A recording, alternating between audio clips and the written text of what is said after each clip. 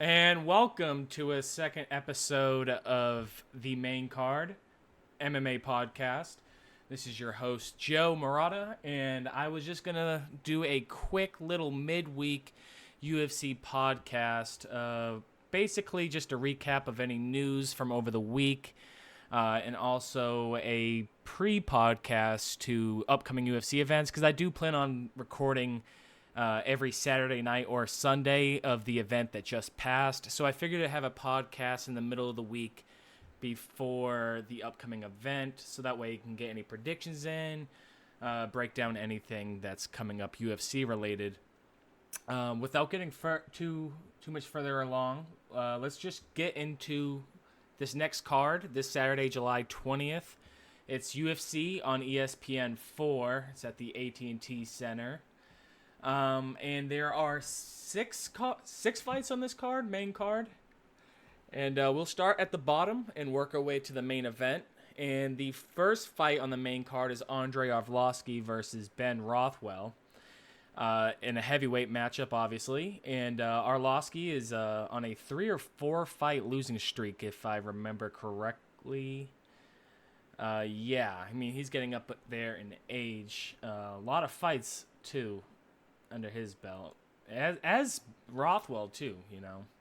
Rothwell's last fight was in March. I believe that was a loss as well, and that was his first fight in 3 years since 2016. So he's back in the octagon, and you'd think with a fight like this, them being up there in age, not being ranked in the heavyweight division, I mean, this could be on the writing on the wall for one or if not both of the fighters, depending on the outcome there.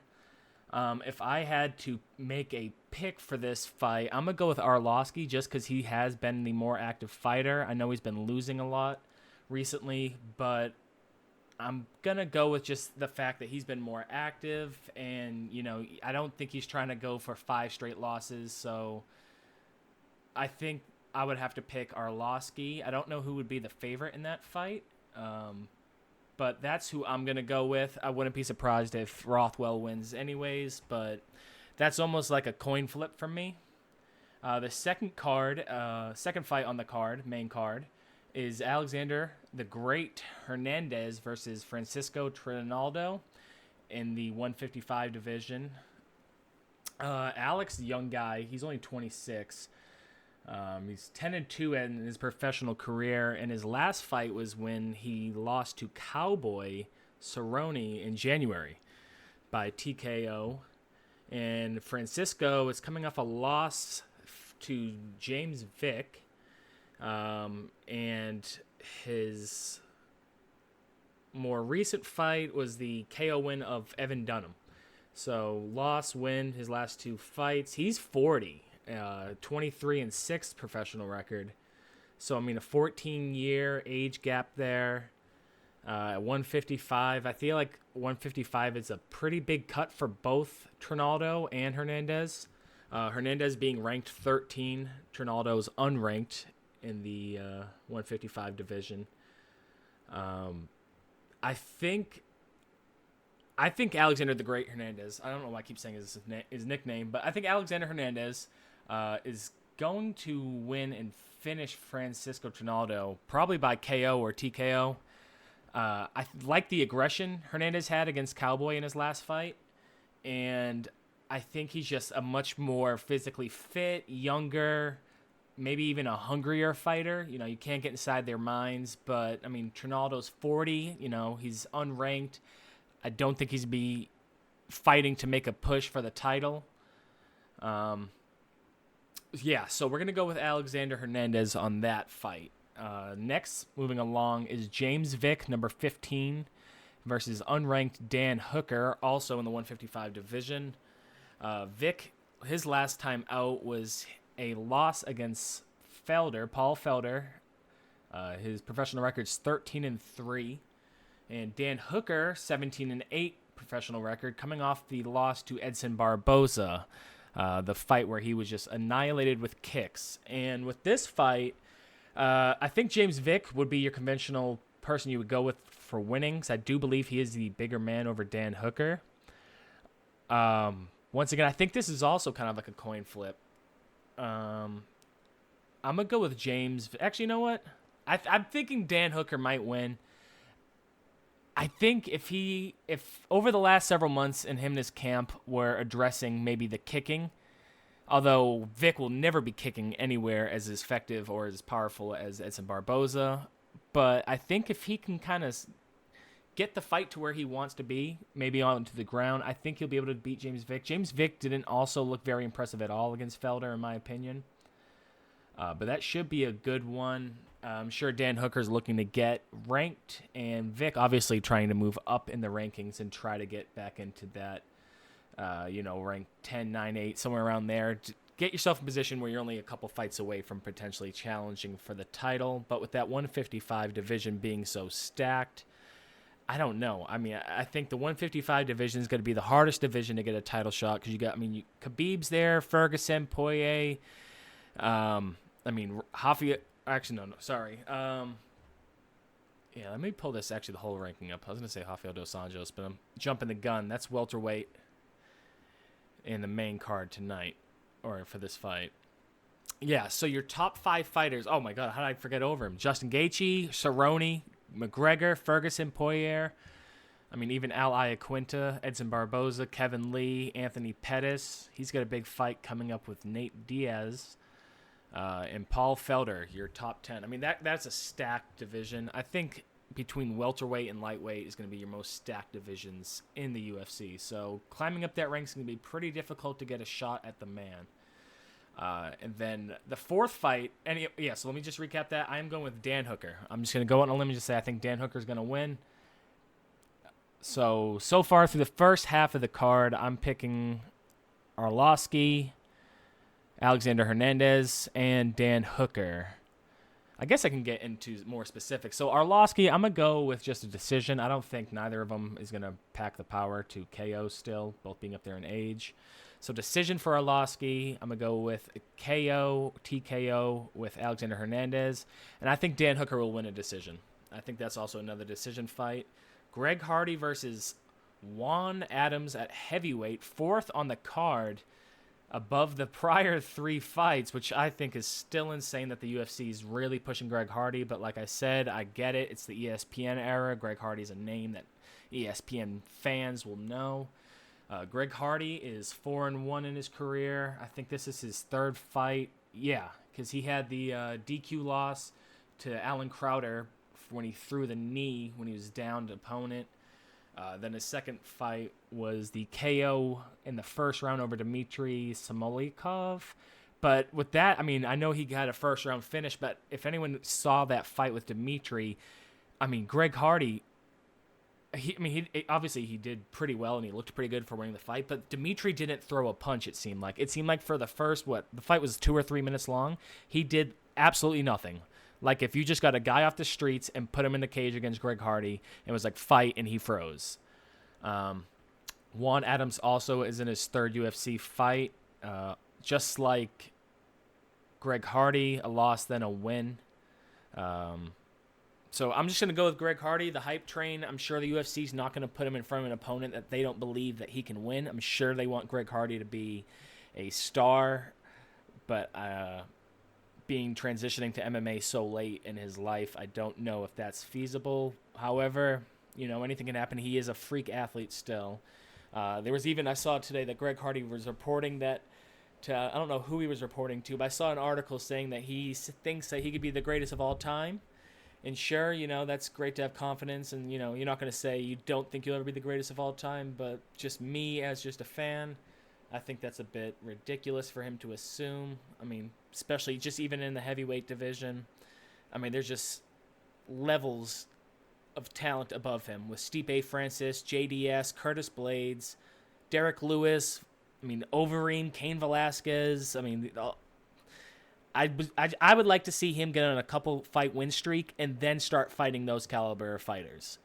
He's fighting people that none of us have really heard of. But I will go with Greg Hardy, and I'm sure he'll probably get a KO finish because he does have that power.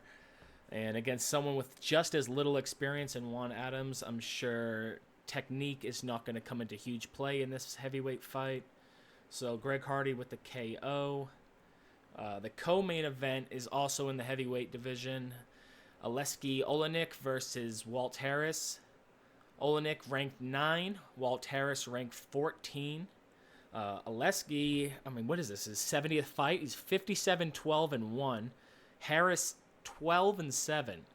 So a world of difference in terms of experience. Aleskei's last fight was that brutal knockout he got from Alistair Overeem. And I think that fight was that in like Russia or China? I think that fight was overseas because I remember watching it. It was very early in the day. And Overeem was just throwing knees nonstop in the clinch for the whole first round of the fight. And most of the time, Aleksei Oleinik was blocking him. They weren't really doing much damage. And then after, it seemed like the 15th knee, it finally went through and connected.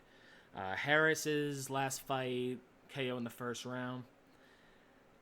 I'm going to go with Walt Harris. I'm pretty sure Oleinik will be the favorite, being ranked 5 higher, much more experienced. But I think Walt Harris will KO him. I think those knees from Aleksei took from Overeem is going to lead to Walt Harris probably trying to do a similar approach Overeem did. And I wouldn't be surprised to see a KO finish for Harris in the first or second round.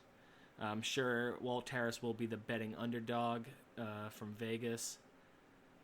But then that leads us to our main event with Rafael dos Anjos, number 4 in the welterweight division, versus number 12 Leon Edwards.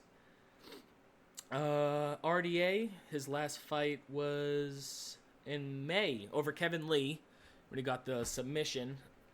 And speaking of which, Kevin Lee, I don't know if there's a more talented fighter in my eyes that just always seems to be losing. And I'm not going to give him the excuse that, he's fighting all these top guys with fighting Ferguson, Ally Quinta, back-to-back fights. But nonetheless, a finish over Kevin Lee is very impressive. Rafael dos Anjos still proving that he has a lot left in him, even though he is getting up there in age, being ranked number 4 in the welterweight division. Although his two prior fights, his 2 lone fights in 2018, they were both decision losses, but they were to Colby Covington and Kamaru Usman. So, Kamaru obviously being the champion, Covington being ranked number 2. So 2 losses last year in his 2 fights, but he still gets my vote in terms of this fight because that's 2 of the top 2 or 3 fighters in the welterweight division. Oh, phone's going off. And Leon Edwards decision win over Gunnar Nelson in March, the co-main event for Till versus Masvidal. That was back in March. So that was the co-main event for when Masvidal obviously destroyed Darren Till in that second round with the KO. But nonetheless, my pick for this fight is Rafael dos Anjos, and I think he's going to submit Leon Edwards. This is a 5-round fight, being the main event, so maybe it will not go the distance, but make it to the championship rounds. Maybe another 4th round submission, 5th round submission over Leon Edwards. So that's just my quick picks on the UFC on ESPN 4 this Saturday, July 20th. And just to run it back down, I got Arlovski with a decision win over Rothwell, Hernandez with a KO over Trinaldo, Dan Hooker with the decision win over Vic, Greg Hardy with a KO over Juan Adams, Walt Harris with a... Did I say a KO? Yeah, Walt Harris with a KO over Oleinik, and then Rafael dos Anjos with a submission over Leon Edwards. We'll see Saturday how wrong or right I am, but we'll see. And then just real quick, just a couple headline stories I saw that I want to touch on briefly is Urijah Faber thinks that TJ fight will be bigger than the Cejudo matchup, which obviously, because all that bad blood there with leaving camp for Team Alpha Male to go fight with Dwayne Ludwig. Obviously, he's going to report that. But with TJ still being suspended for another year and a half, or is it even a full 2 years? But even another year and a half, that's not until 2021. Faber will be 20 or 42 by then. I don't think he'll still be fighting. But then again, at his age, he might only need to take one more fight before then just to stay somewhat active, maybe one fight in the middle of 2020. And if he wins that, then maybe the TJ fight on his return might make sense because TJ's obviously going to have to work his way back up the ladder. He's not going to just come right back after a 2-year suspension and get a title shot. Yeah, so I thought that was a little interesting that it seems like he's focusing more on the TJ fight, and it's almost like he just doesn't even want, or he's just dismissing the chance of fighting for that bantamweight title against Cejudo. Let's see what else I saw. Oh, yeah, speaking of Cejudo, Dana White did say that Henry Cejudo will be going back to flyweight to defend his belt against Joseph Benavidez next before doing anything at bantamweight, let alone featherweight, against Max Holloway, I guess, or it could be Frankie Edgar, depending if he wins in this next card, pay-per-view. But yeah, Benavidez looked amazing against Formiga a couple weeks ago, and he is ready for Cejudo. That should be a very interesting fight. I think both Cejudo and Benavidez just has that gas, like foot on the pedal, just going 100 miles per hour at each other, and I think that could be very interesting to see how that plays out. You would think Cejudo would be able to get him just because the experience of just fighting in these big title fights against Mighty Mouse and TJ Dillashaw. But I still don't think Henry Cejudo beat Mighty Mouse. That could just be the fanboy in me, but nonetheless, it is what it is. Mighty Mouse is now fighting for ONE FC, and Cejudo is the champion in 2 divisions in the UFC. So if that gets made, I know Dana White says that's probably going to be the next fight for Cejudo. But that should be very interesting. I mean, this whole summer is just stacked with very good UFC pay-per-views. So, I mean, that might be something towards October, maybe November, maybe later on this year. Also, there's a report today that the UFC is looking to get a headlining fight for UFC Mexico City, which I believe is September 21st. And that's going to be what they're aiming to have, I guess would be the headline, would be Brian Ortega versus the Korean Zombie. So number 2 Ortega versus the number 6 fighter in the featherweight division. And man, that would be crazy. That would be such a crazy fight to watch. I love both of these fighters. Ortega, he hasn't fought since Max Holloway fight, and his striking just wasn't to par at all with Holloway. I really thought Ortega was gonna be able to maybe get that fight.